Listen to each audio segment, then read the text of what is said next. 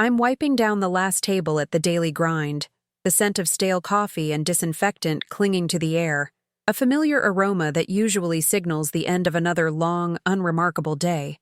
My feet ache, a dull throb that's become a constant companion, and my mind drifts to the small, comforting apartment I share with Leo, picturing him probably already cooking up some cheap but delicious pasta. A simple heart emoji from him buzzes on my phone, a tiny spark of warmth in the encroaching chill of my financial worries. The bell above the door chimes, startling me, and I look up to see a man I've never seen before, a silhouette against the fading streetlights. He's impeccably dressed, his presence too sharp for this sleepy corner cafe. He doesn't order. He just watches me, his eyes like chips of ice, then slides a thick, unmarked envelope across the counter. $100,000, he says, his voice a low rumble that vibrates through the quiet space. To walk away from him, forever. My hand trembles, a sudden, involuntary tremor, as I reach for the envelope, the weight of it suddenly feeling like a lead anchor in my stomach, pulling me down into an abyss I never knew existed. The stark white envelope lies on my chipped kitchen table, a silent, menacing presence amidst the familiar clutter of my small apartment, a stark contrast to the worn cookbooks and the half-finished sketch I'd left out this morning. $100,000. The sum itself feels surreal, a number plucked from a fantasy, utterly disconnected from the reality of my life, where every dollar is meticulously accounted for, stretched thin across rent, groceries, and the ever-present fear of an unexpected bill. My hands, still trembling hours later, betray the lingering shock from the encounter at the cafe. That man, a phantom in a perfectly tailored suit, his eyes like polished obsidian, had delivered the ultimatum with an unsettling calm, as if offering a cup of coffee rather than a life-altering proposition. The air in my tiny kitchen suddenly feels heavy, suffocating, as the weight of his words presses down on me. This isn't just money, it's a chasm opening beneath my feet, threatening to swallow everything I hold dear, everything I am. The cost, he'd made clear, is Leo, my Leo. The very thought sends a cold, sickening jolt through me, making the cheap coffee I'd just brewed taste like bitter ashes in my mouth, a premonition of the emptiness that would surely follow. Leo is everything good and simple in my life, a beacon of unwavering optimism in a world that often feels relentlessly bleak. He works 2 jobs, just like me, patching up old cars with a grease-stained smile and delivering pizzas late into the night, always with a joke ready to lighten the mood. We share this tiny apartment, a space filled with the scent of his engine oil and my turpentine, a chaotic but comforting sanctuary from the relentless grind of the city that constantly tries to wear us down. We dream of opening a small garage together, a place where he can bring old engines back to life, and I can paint vibrant murals on the walls, transforming a mundane workspace into something beautiful. It's a modest dream, perhaps, but it's ours, built on late-night talks, shared instant noodles, and the quiet understanding that we're in this together, facing whatever comes our way, hand in hand. The idea of walking away from him, of shattering that fragile, precious dream, feels like a betrayal of my very soul, a tearing of the fabric that holds my world together. I pick up the envelope, my fingers tracing the crisp edges, feeling the unsettling thickness of the cash inside. It's more money than I've ever held, more than I've ever even seen in one place. My mind races, calculating all the possibilities this sum could unlock, paying off my student loans, finally getting that art studio I've always wanted, helping my mother with her medical bills. The sheer weight of the potential relief is intoxicating, a dangerous lure that whispers promises of freedom from the constant anxiety of making ends meet. But then Leo's face flashes in my mind, his kind eyes, the way his hand fits perfectly in mine, the easy laughter that fills our small home, and the intoxicating promise turns into a bitter poison.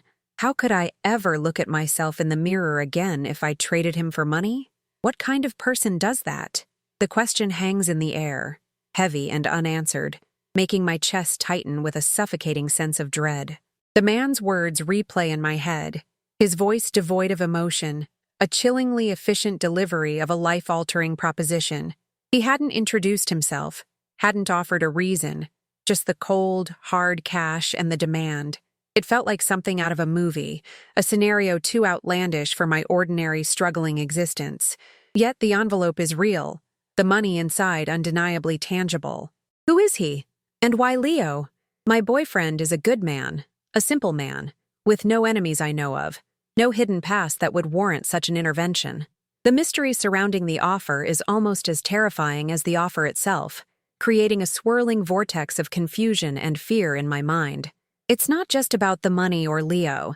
It's about the sudden, terrifying realization that there are forces at play, hidden in the shadows, that know about us, about our lives, and have the power to dismantle it all with a single, casual gesture.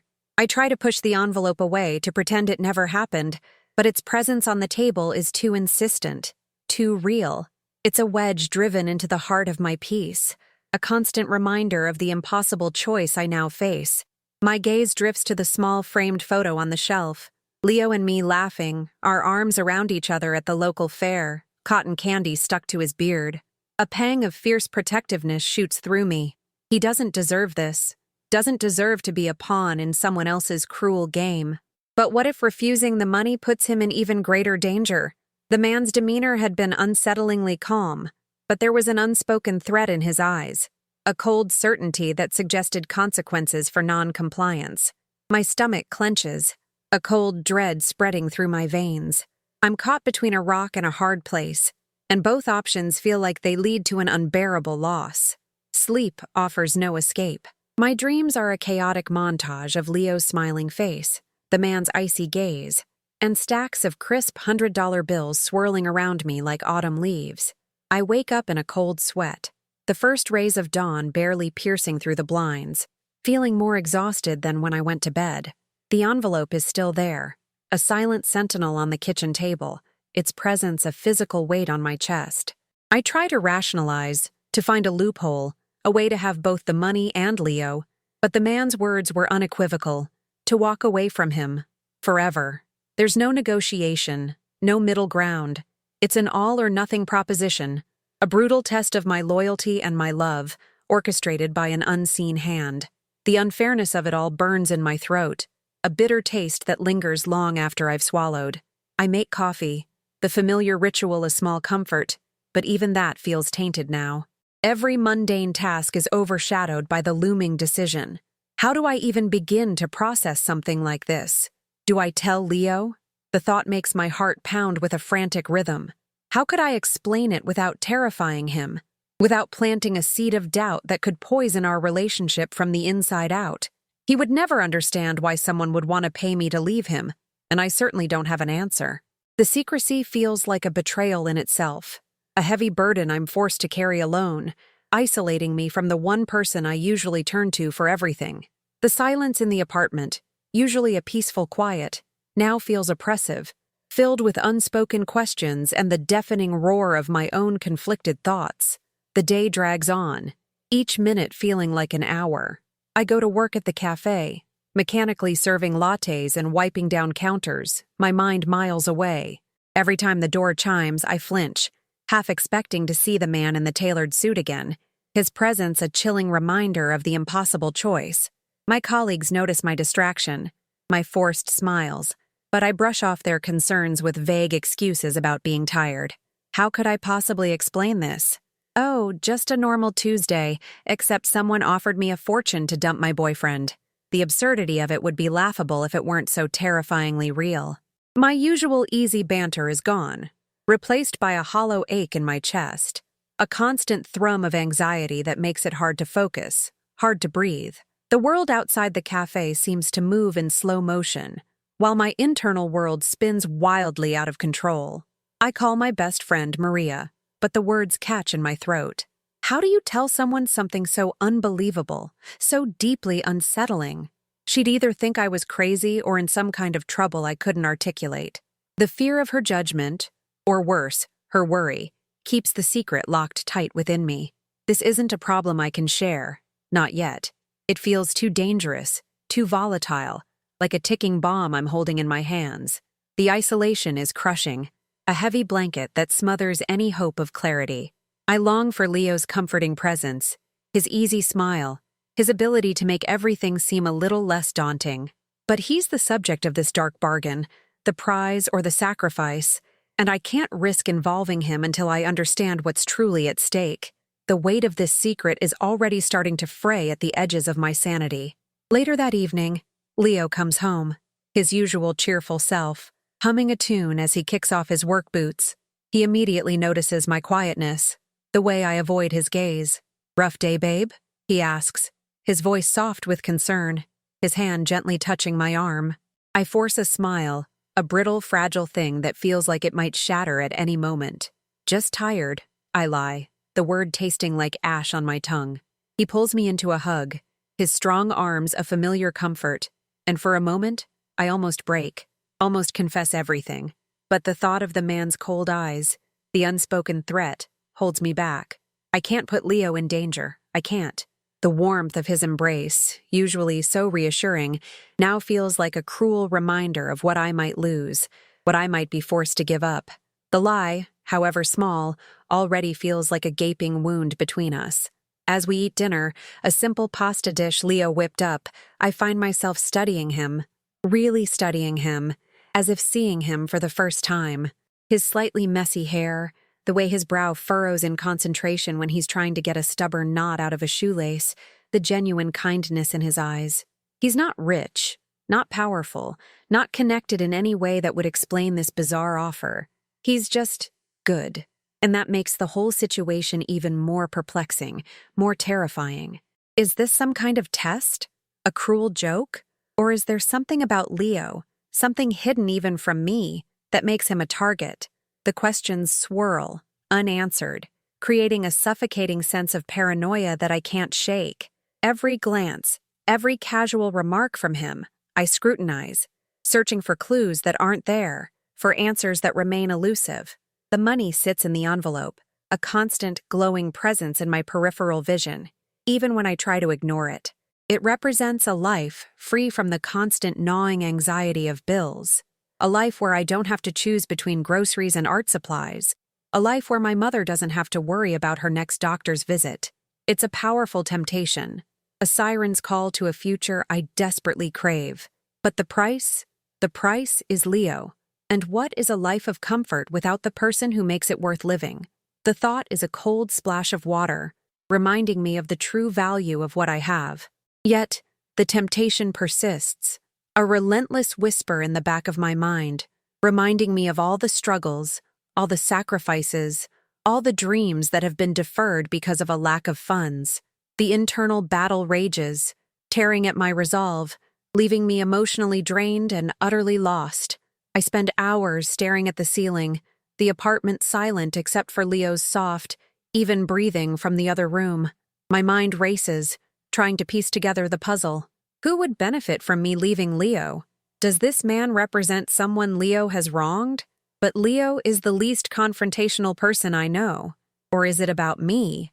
Is there something about my connection to Leo that someone wants to sever? The possibilities are endless and equally terrifying. The more I think about it, the more I realize how little I truly know about the hidden currents that run beneath the surface of our seemingly ordinary lives. The world suddenly feels much larger, much more dangerous, and I, a small, insignificant cog, am caught in a machinery I don't understand, a game with rules I don't know, and stakes I can barely comprehend. A sudden, chilling thought strikes me. What if this isn't just about me leaving Leo? What if refusing the money has consequences far worse than simply losing $100,000? The man's eyes, devoid of warmth, flash in my memory, and a cold dread settles deep in my bones. His calm demeanor, his absolute certainty, suggested a power far beyond that of a casual benefactor. This isn't charity, it's a demand. And demands from people like him usually come with implicit threats. The idea that my refusal could put Leo in harm's way, that my love for him could become a liability, is a terrifying realization. The choice isn't just about my happiness anymore. It's about his safety, his very existence. The weight of that responsibility is crushing, making my breath catch in my throat, a silent scream trapped within my chest. I get up, unable to stay in bed, and walk to the window, looking out at the city lights. They twinkle like distant, indifferent stars. oblivious to the turmoil raging within me. The world outside continues its rhythm, unaware of the silent battle being fought in my small apartment. I feel utterly alone, a tiny figure caught in a vast, indifferent universe, facing a decision that could shatter my life. The money, once a symbol of freedom, now feels like a heavy chain, binding me to a choice I never wanted to make. My heart aches with a profound sadness, a premonition of loss, no matter which path I choose. The innocence of my life, the simple joy of loving Leo, feels irrevocably tainted, replaced by a gnawing fear and a sense of impending doom. The night stretches before me, long and cold, offering no solace, no easy answers. The morning light, usually a welcome sight, feels harsh and unforgiving, illuminating the envelope's stark presence on the table. I haven't touched it since last night, but its influence permeates every corner of the apartment, every thought in my head. My reflection in the mirror shows tired eyes, a pale face, a stranger haunted by an impossible choice. I try to imagine a life without Leo, a life of financial comfort but emotional desolation, and the image is bleak, colorless. Then I try to imagine a life with Leo, but with the constant threat of this mysterious force hanging over us, a sword of Damocles poised to fall. Both futures are terrifying, both filled with an unbearable pain. I'm trapped, caught in a web spun by an unseen spider, and every move I make feels like it will only tighten the silken threads around me. The clock ticks, a relentless march towards an unknown deadline, and I know I can't postpone this decision forever. The man reappears 2 days later, not at the café, but outside my apartment building, leaning casually against a sleek, dark SUV that looks far too expensive for our neighborhood. His presence is a cold shock, a physical manifestation of the threat I'd tried to push away. He doesn't approach, doesn't speak, just meets my gaze with those unsettlingly calm eyes, a silent reminder that he knows where I live, where I work, every detail of my mundane existence. The message is clear. This isn't a one-time offer to be casually dismissed. This is serious. This is real. My heart pounds against my ribs, a frantic drumbeat of fear as I quickly look away, pretending I haven't seen him, hurrying inside, my hands clammy, my breath catching in my throat. The illusion of safety in my own home shatters, replaced by a chilling awareness that I am being watched, my life no longer my own. The encounter leaves me rattled, a knot of icy fear tightening in my stomach. I spend the rest of the day in a state of heightened paranoia, jumping at every shadow, every unexpected sound. Every car that passes our street, every stranger I see, becomes a potential threat, an extension of the man in the suit. The world, once a place of familiar routines, now feels menacing, filled with unseen eyes and lurking dangers. I try to act normal around Leo, but my forced cheerfulness is thin, transparent. He asks if I'm feeling okay, his brow furrowed with concern, and I can only offer a weak smile and another lie about being tired. The guilt of keeping this secret from him gnaws at me, but the fear of what might happen if I tell him is even stronger. I'm walking a tightrope, trying to balance my love for him with the terrifying reality of this new, dark presence in my life. The financial pressure intensifies, almost as if on cue, making the offer even more tempting, a cruel twist of fate. My mother calls, her voice thin and strained, mentioning an unexpected medical bill that's just arrived, a sum far beyond her meager savings. My own car, an old beat-up sedan, starts making a worrying clunking sound, a harbinger of expensive repairs I can't afford. It feels like the universe is conspiring against me, pushing me towards that envelope, towards that impossible choice. The money, once a distant fantasy, now feels like a lifeline, a desperate escape from a crushing reality. The moral dilemma deepens, the lines between right and wrong blurring under the relentless weight of necessity. How much can a person endure before their principles begin to crack, before the promise of relief becomes too powerful to resist? I start to subtly investigate, using the cafe's computer during my breaks, searching for anything that might connect Leo to powerful, dangerous people.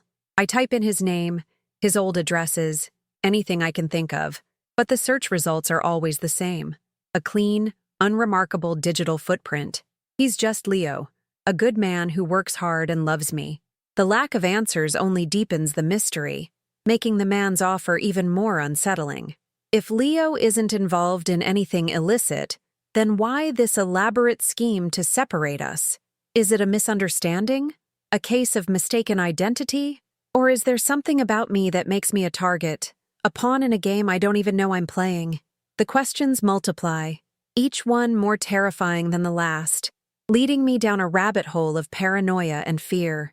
Leo, perceptive as always, starts to notice my increasing anxiety, the way I jump at sudden noises, the dark circles under my eyes.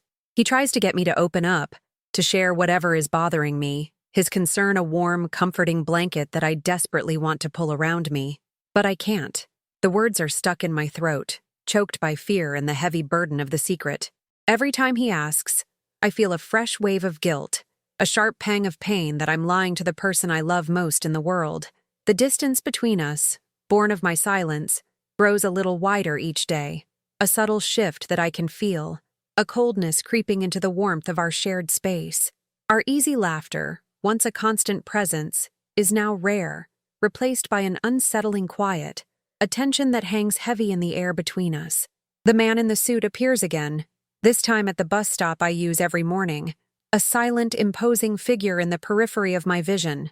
He doesn't speak, doesn't even look directly at me, but his presence is a chilling confirmation that I am being monitored, that my every move is observed. It's a psychological game, a subtle pressure designed to wear down my resistance, to make me feel trapped and vulnerable. The feeling of being watched is suffocating, turning my once familiar city into a hostile, alien landscape. I feel like an insect under a magnifying glass, every twitch, every hesitation, scrutinized by an unseen observer. The world shrinks around me, my options dwindling, and the impossible choice begins to feel less like a choice and more like an inevitability, a dark current pulling me towards an unknown fate. I find myself staring at the envelope again, the crisp bills inside whispering promises of freedom from this relentless pressure. The thought of just taking the money, of ending this terrifying ordeal, becomes increasingly appealing, a desperate escape from the suffocating paranoia that has become my constant companion. But then I remember Leo's face, his trusting smile, and the image of his heartbreak is a physical blow, a sharp pain in my chest that makes me gasp. How could I live with myself? How could I betray that trust, that love, for money?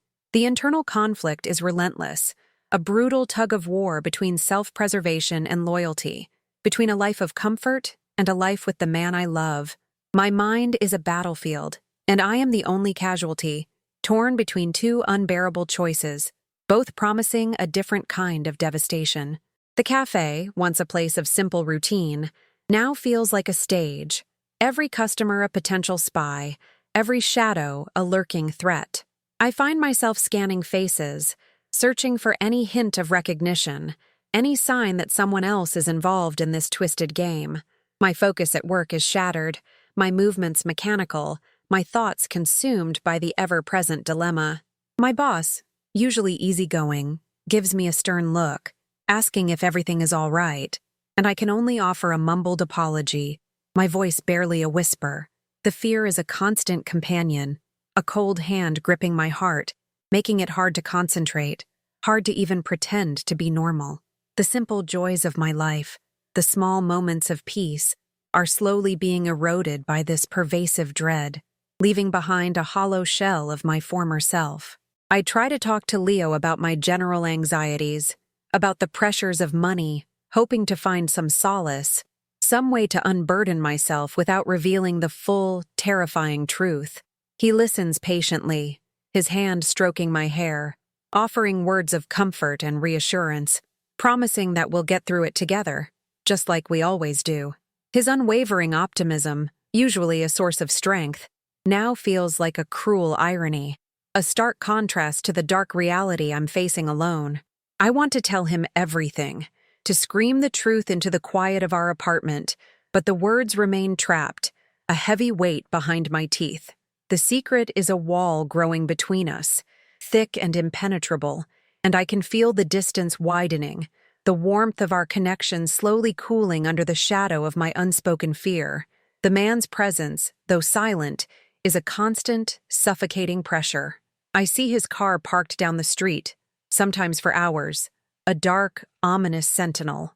He never makes a move, never approaches, but the message is clear. He's waiting. He's watching. He's ensuring I don't forget. It's a psychological torment, designed to break my will, to make me choose the path he's laid out for me. The feeling of being hunted, of having my life dictated by an unseen force, is utterly dehumanizing. My sense of agency, my control over my own destiny, feels like it's slipping away, replaced by a terrifying helplessness. I'm a puppet on strings, and the man in the suit is pulling them, slowly but surely, guiding me towards a decision I desperately want to avoid. I start to question everything, even Leo. Could he have a secret life I know nothing about? Could he be involved in something dangerous? Something that would warrant this kind of intervention? The thought is a bitter pill, a betrayal of my own trust, but the paranoia is relentless, poisoning my mind with doubt.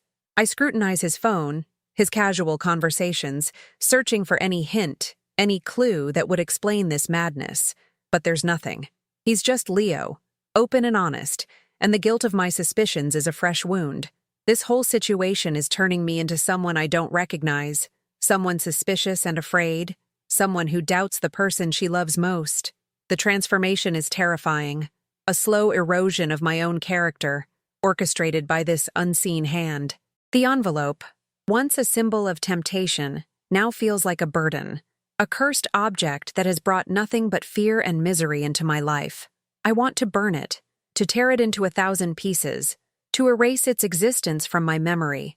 But the fear of the consequences, the unspoken threats that linger in the air, holds me back. What if destroying it only makes things worse? What if it's a test, and my refusal to engage is seen as defiance? I'm caught in a trap, and every potential escape route seems to lead to another, deeper layer of danger. The world has become a labyrinth of fear and uncertainty, and I am lost within it, desperately searching for a way out, a way back to the simple, uncomplicated life I once knew. My sleep is still fractured, haunted by nightmares of separation and loss. I wake up gasping, the image of Leo's heartbroken face burned into my mind. The thought of causing him such pain is unbearable, a torment that eclipses even my own fear. I love him, truly and deeply, and the idea of being the source of his sorrow is a fate worse than any financial struggle. But the alternative, the constant threat, the pervasive paranoia, is slowly chipping away at my sanity. I feel like I'm being pulled apart, my heart and mind at war, each demanding a different outcome. The pressure is immense, a crushing weight that threatens to flatten me, to break me into 1,000,000 pieces. I just want it to end, one way or another, to find some semblance of peace, even if it's a peace born of profound loss. I start to consider the possibility of taking the money, not as a betrayal, but as a sacrifice. What if this is the only way to protect Leo? What if my presence in his life is somehow putting him in danger, and by leaving, I'm actually saving him? The thought is a desperate rationalization, a twisted logic born of fear, but it offers a glimmer of a way out, a path that doesn't involve direct confrontation with these shadowy figures. If I leave, if I disappear, maybe they'll leave him alone. Maybe he'll be safe. The idea is a bitter pill to swallow, a heartbreaking act of self-sacrifice, but it feels like the only viable option in a world where my choices are so severely limited. The love I have for him, once a source of joy, now feels like a heavy chain, binding me to this agonizing decision. The man in the suit is a constant, silent reminder of the ticking clock. I see him in my rearview mirror, a dark shape in the distance, or catch a glimpse of his car parked discreetly on a side street. He never makes a move, never approaches, but his presence is a suffocating weight, a silent countdown to an unknown deadline. My nerves are frayed, stretched thin, and I feel like I'm constantly on the verge of snapping. The pressure is relentless, a slow, insidious torture designed to break my spirit and force my hand. I yearn for the simplicity of my old life, for the days when my biggest worry was making rent, not choosing between my love and my safety. The world has become a cage, and I am the trapped bird, fluttering against the bars, desperately searching for an escape that seems increasingly out of reach. I find myself rehearsing conversations in my head, imagining how I would tell Leo, how I would explain the inexplicable. Each scenario ends in tears, in heartbreak, in a pain that feels too profound to bear. The thought of seeing his face, twisted with confusion and betrayal, is a torment I can barely contemplate. How do you tell someone you love that you're leaving them for money, even if it's to protect them? The words feel hollow, inadequate, a flimsy excuse for a devastating act. The truth, in its rawest form, is too ugly, too cruel. I'm caught in a web of lies and fear, and the only way out seems to be through an act that will shatter both our lives, leaving behind a trail of broken promises and unspoken pain. The weight of this impending decision is crushing, a burden that threatens to break me completely. The call comes on a Tuesday, a blocked number, the voice on the other end the same low rumble as the man in the suit. "Time is running out," he says, his tone devoid of any inflection, a chillingly calm delivery that makes my blood run cold. "The offer expires at midnight. Make your choice." The line goes dead, leaving me with the dial tone buzzing in my ear, a sound that feels like a death knell. Midnight. That's it. The deadline is here, stark and unforgiving, forcing my hand. My heart pounds against my ribs, a frantic, desperate rhythm, as if trying to escape my chest. The air in the apartment feels suddenly thin, suffocating, and I gasp for breath, my lungs burning. This isn't a game anymore. It's a cold, hard ultimatum, and the consequences of inaction feel terrifyingly real, a looming shadow that threatens to consume everything. Panic sets in, a cold, visceral wave that washes over me, leaving me trembling and disoriented. Midnight. Only a few hours left to decide the fate of my life, of Leo's life. My mind races, a chaotic whirlwind of fear, love, and desperation. I pace the small apartment, my footsteps echoing in the oppressive silence, each step a frantic beat in the countdown. The envelope, still on the table, seems to glow with an ominous light, its contents a tempting, terrifying solution. I try to think, to rationalize, to find a third option, but my thoughts are scattered, fragmented by the sheer terror of the situation. There's no escape, no delay, no way to avoid this agonizing choice. The world has shrunk to this single impossible decision, and I am utterly alone in facing it, a solitary figure on the edge of a precipice. I grab my phone, my fingers fumbling, and dial Maria's number, needing to hear a friendly voice, any voice, to pull me back from the brink of despair. She answers, her voice cheerful, unaware of the storm raging within me. "Hey, what's up?" she asks, and for a moment, I almost tell her everything, almost spill the terrifying truth, but the words catch in my throat, choked by the fear of implicating her, of drawing her into this dangerous web. I can't risk it. I can't put anyone else in harm's way. I mumble some excuse about being stressed from work, promise to call her back later, and hang up, the receiver feeling heavy and cold in my trembling hand.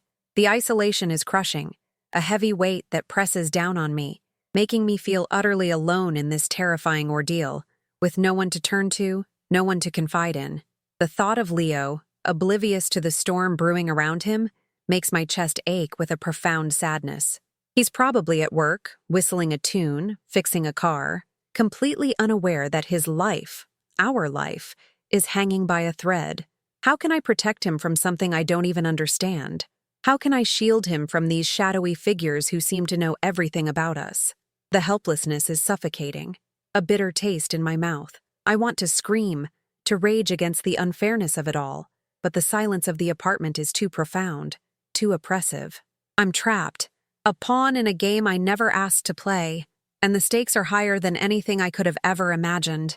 My love for him, once a source of strength, now feels like my greatest vulnerability, a target for these unseen forces.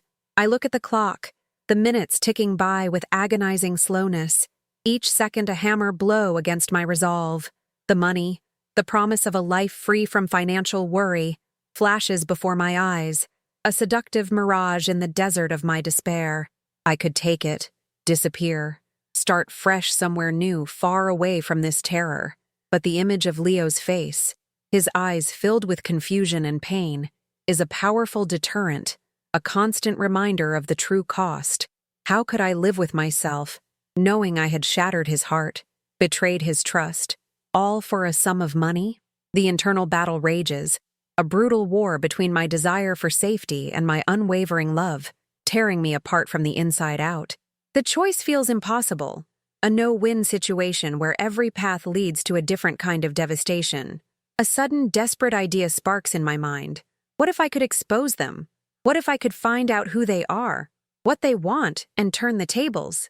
The thought is reckless, dangerous, but it offers a glimmer of hope, a chance to fight back instead of simply surrendering. I grab my laptop, my fingers flying across the keyboard, searching for any information about powerful, shadowy organizations, anything that might connect to the man in the suit. But the internet is a vast, confusing ocean, and I'm just a small boat, adrift and lost. Every search yields generic results. Nothing concrete. Nothing that points to the specific threat I'm facing.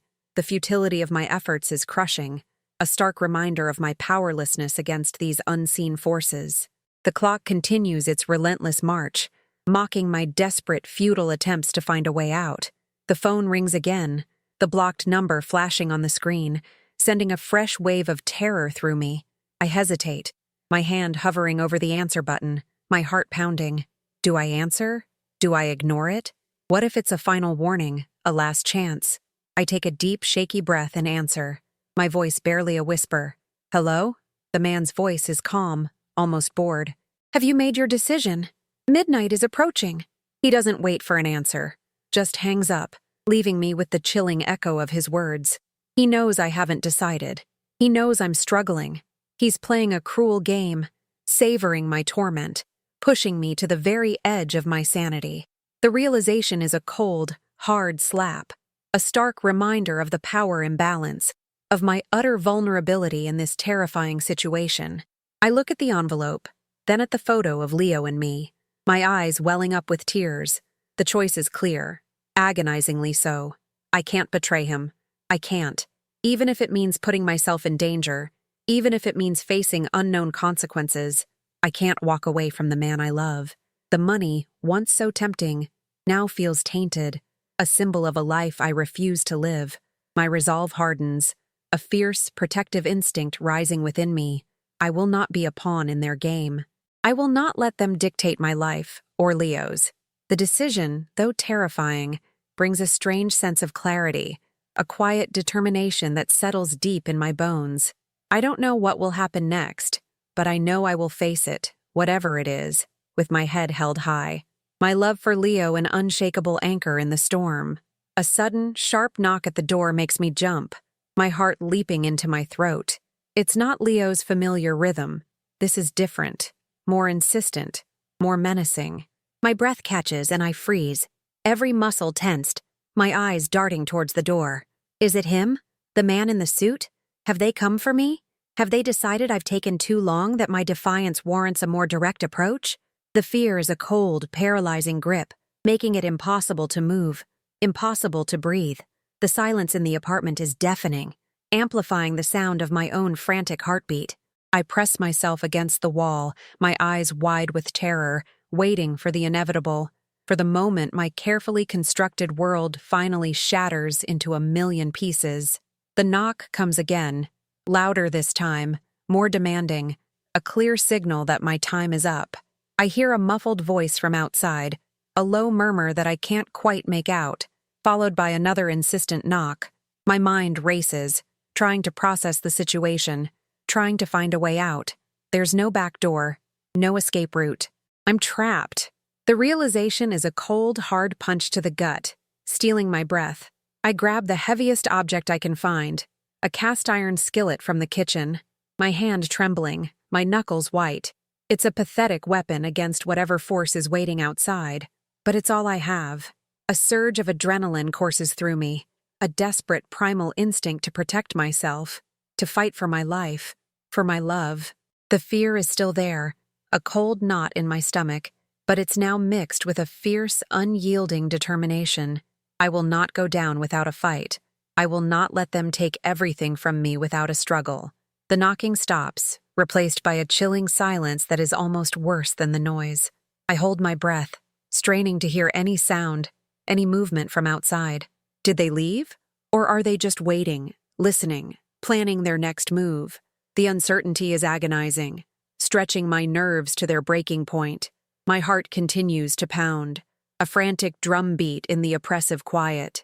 I imagine them out there, a silent, menacing presence, their eyes fixed on my door, waiting for me to make a mistake, to reveal myself. The apartment feels like a fragile shell, offering no real protection against the forces that lurk outside. I'm a hunted animal, cornered and terrified, and the only thing I can do is wait, my grip tight on the skillet, my breath shallow, my mind racing with desperate, futile plans. A faint scratching sound at the door.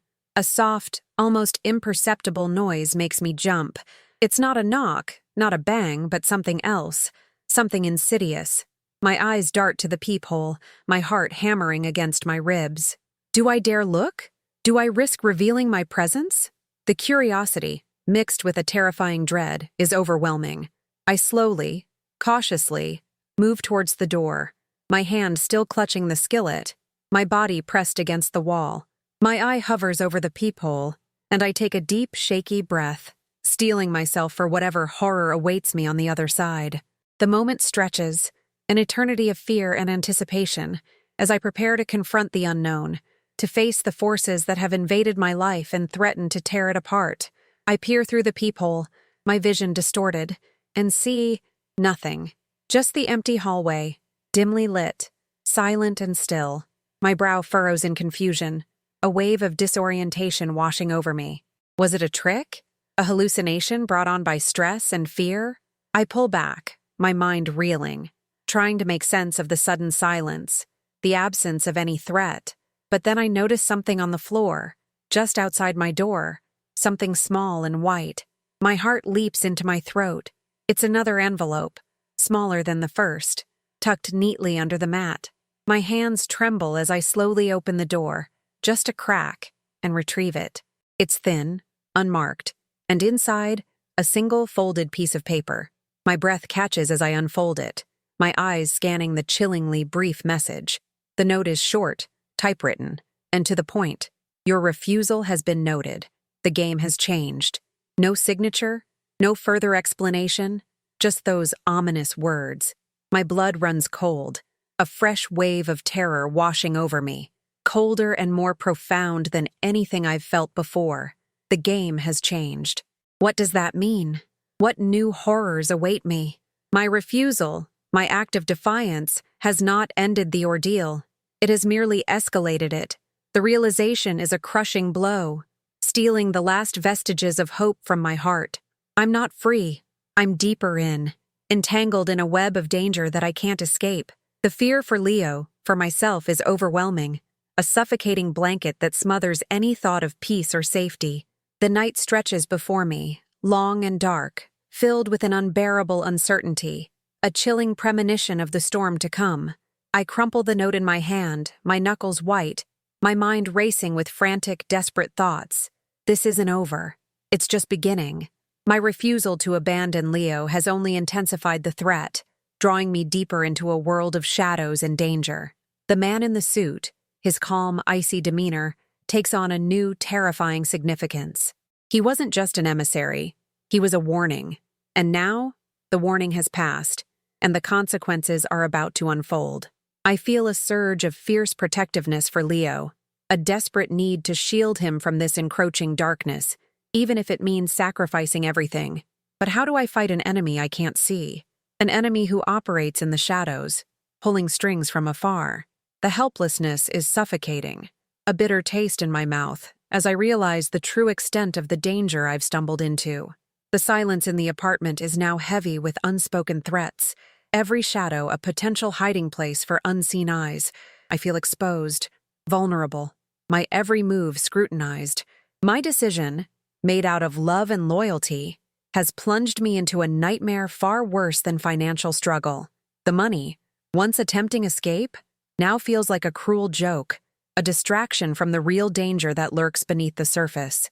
I'm no longer just a poor girl struggling to make ends meet. I'm a target, a participant in a dangerous game with rules I don't understand and stakes I can barely comprehend. The realization is a cold, hard truth, stripping away any remaining illusions of safety or normalcy. My life, as I knew it, is over, replaced by a terrifying uncertainty, a constant state of fear and vigilance.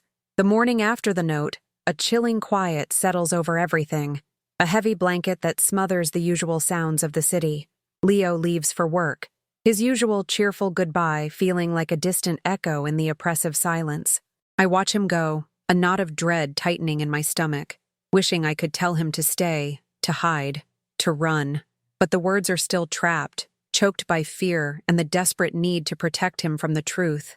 The secret is a physical weight, pressing down on my chest, making every breath a conscious effort. I feel like I'm moving through thick, viscous air, every action slow and deliberate, my senses heightened, constantly scanning for any sign of danger. The world outside the apartment, once a familiar comfort, now feels like a hostile, alien landscape, filled with unseen threats and lurking shadows.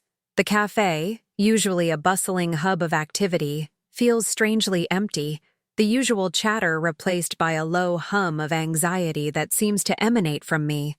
I serve customers mechanically, my smiles forced, my eyes darting towards the door with every chime. Every stranger who walks in feels like a potential threat, every casual glance a scrutinizing stare. My colleagues notice my distraction, my pale face, but I brush off their concerns with vague excuses, unable to articulate the terror that grips me. The fear is a constant companion, a cold hand gripping my heart, making it hard to focus, hard to even pretend to be normal. The simple joys of my life, the small moments of peace, are slowly being eroded by this pervasive dread, leaving behind a hollow shell of my former self, a ghost moving through the motions of a life that no longer feels like my own. Later that day, a new face appears at the cafe, a woman with sharp, intelligent eyes and an air of quiet authority. She orders a black coffee, her gaze sweeping over the room, lingering on me for a moment too long. She doesn't speak, doesn't make any overt move, but her presence is a palpable shift in the atmosphere, a subtle tightening of the invisible strings that now control my life. I feel her eyes on me, even when I'm not looking, a prickling sensation on the back of my neck. Is she one of them? Another emissary? Or something worse? The paranoia is relentless, poisoning my interactions, turning every new face into a potential threat. The world has become a stage, and I am the unwilling performer, constantly under scrutiny, constantly waiting for the next act to unfold, for the next shoe to drop. The woman leaves a small, folded napkin on the counter as she departs. My heart pounds as I cautiously pick it up, my fingers trembling. Inside, a single word is scrawled in elegant script. Watch. No explanation, no further instructions, just that ominous command. My blood runs cold, a fresh wave of terror washing over me. Watch what? Watch for whom? The ambiguity is almost worse than a direct threat, leaving my mind to conjure endless, terrifying possibilities. It's a psychological game, designed to keep me on edge, to make me question everything and everyone. The message is clear. My refusal has not ended the game. It has merely changed its rules, making it more insidious, more personal. I'm no longer just a target. I'm now an unwilling participant, forced to play along in a dangerous charade. The incident at the cafe leaves me shaken, my nerves frayed, stretched thin. I feel like I'm constantly walking on eggshells, every sound, every shadow, a potential harbinger of danger. The simple act of walking home becomes an exercise in hypervigilance, my eyes darting around, scanning for any sign of surveillance, any dark SUV lurking in the shadows. The city, once a vibrant tapestry of life, now feels like a labyrinth of threats, every corner a potential ambush. My sense of safety, once a given, has completely evaporated, replaced by a constant, gnawing fear that gnaws at the edges of my sanity. I'm living in a perpetual state of fight or flight, my body tense, my mind racing, unable to find a moment of peace or respite from the relentless pressure. Leo notices my increasing withdrawal, the way I flinch at loud noises, the dark circles under my eyes that no amount of sleep seems to erase. He tries to talk to me, his voice gentle, filled with concern, but I can only offer vague, evasive answers, my lies growing more elaborate, more frequent. The distance between us, born of my silence, grows wider each day, a chasm that feels increasingly impossible to bridge. I see the hurt in his eyes, the confusion, and it's a fresh wound in my already aching heart. I want to tell him everything, to unburden myself, but the fear of what might happen if he knows, if he gets involved, is a powerful deterrent. I'm sacrificing our connection, our trust, in a desperate attempt to protect him, and the cost is tearing me apart from the inside out. The watch instruction becomes a constant, terrifying mantra in my head. I find myself scrutinizing everyone around me, even people I know. My elderly neighbor, the friendly barista, the mailman. Could any of them be involved? The paranoia is relentless, poisoning my perceptions, turning every familiar face into a potential conspirator. I feel like I'm losing my mind, unable to trust anyone, unable to distinguish friend from foe. The world has become a stage of suspicion, and I am the isolated, terrified protagonist, surrounded by a cast of characters whose true intentions remain hidden. The psychological toll is immense, eroding my sense of reality, making me question everything I once held dear, everything I once believed to be true. I start to notice subtle changes in my surroundings, things that might have gone unnoticed before. A car parked on our street for too long, a new face at the corner store, a flicker of movement in the shadows. Are these real threats, or just products of my heightened paranoia? I can't tell anymore.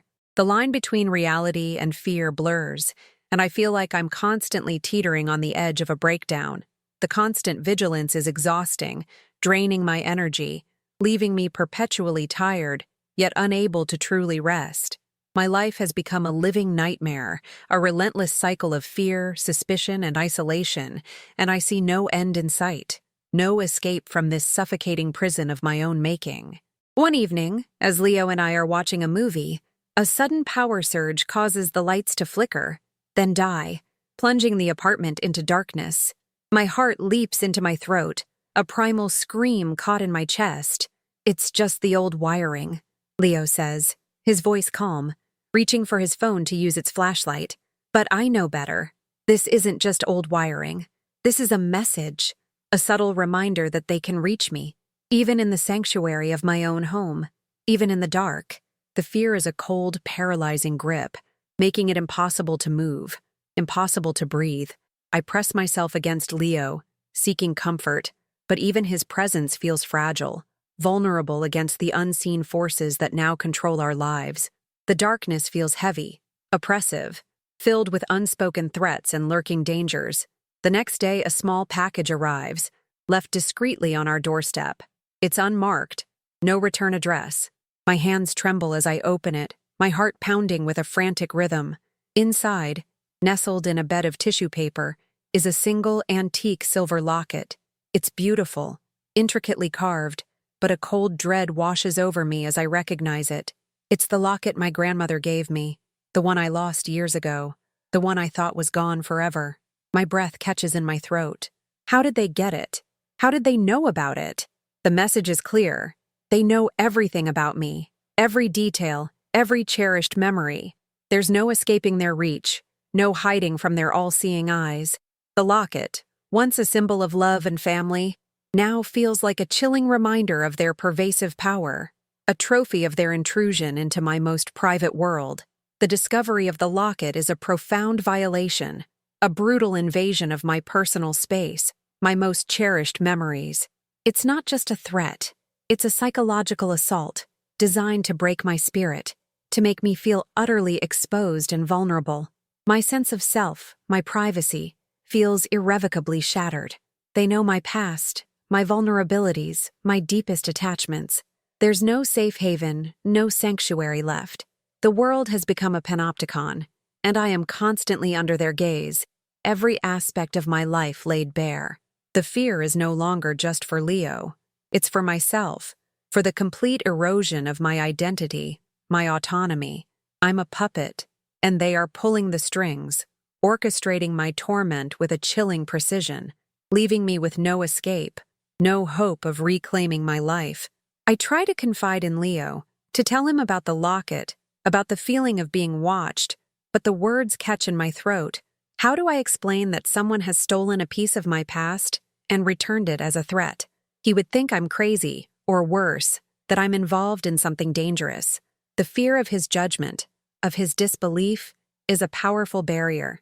I'm trapped in a cage of my own making, isolated by my secret, unable to share the burden that is slowly crushing me.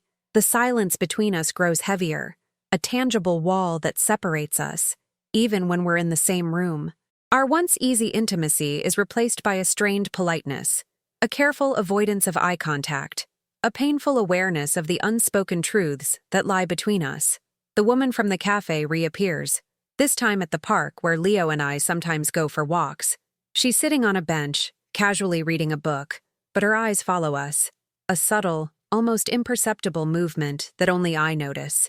She doesn't approach, doesn't speak, but her presence is a chilling confirmation that the watch instruction is still in effect, that I am still under surveillance. The illusion of a normal life, of a moment of peace with Leo, shatters, replaced by the cold reality of our situation.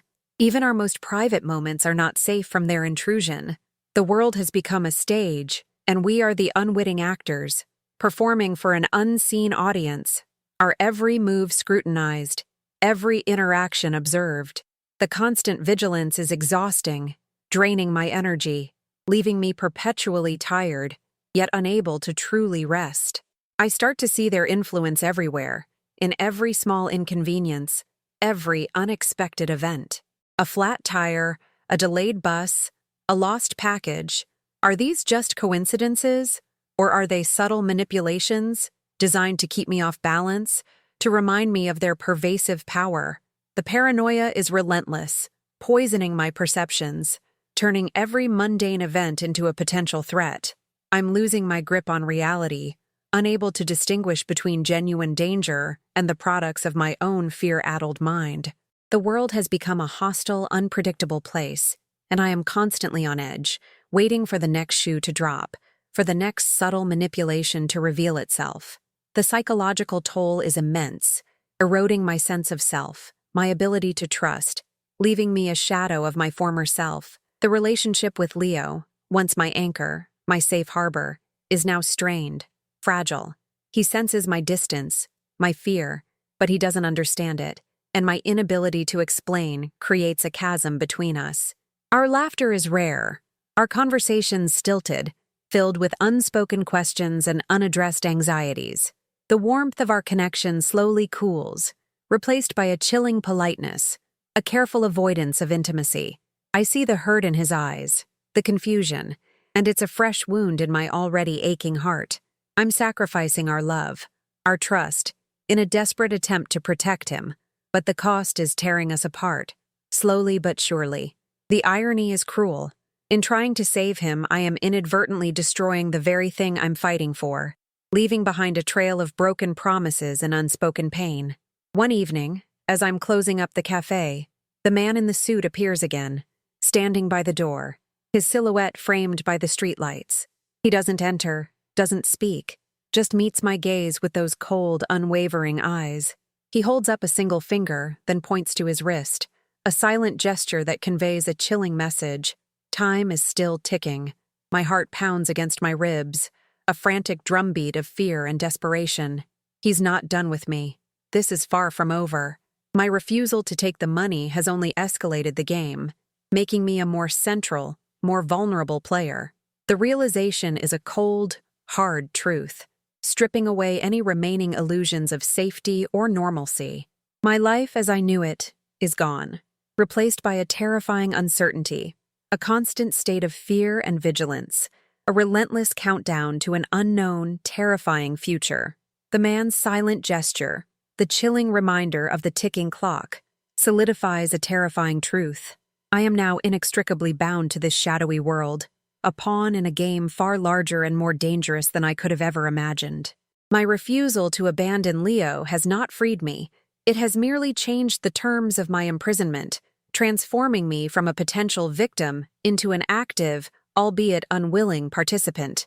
The locket, the power outage, the woman's cryptic watch command, they weren't just threats. They were lessons, brutal demonstrations of their pervasive reach and their absolute control. I walk home, the city lights blurring through a film of unshed tears, the weight of this new reality pressing down on me, suffocating me with its implications. Leo is waiting, oblivious, and I know with a chilling certainty that the fight to protect him has only just begun. A silent war waged in the shadows, where every choice is a gamble and every moment is fraught with unseen peril. The future stretches before me, a dark, uncertain path, but one thing is clear.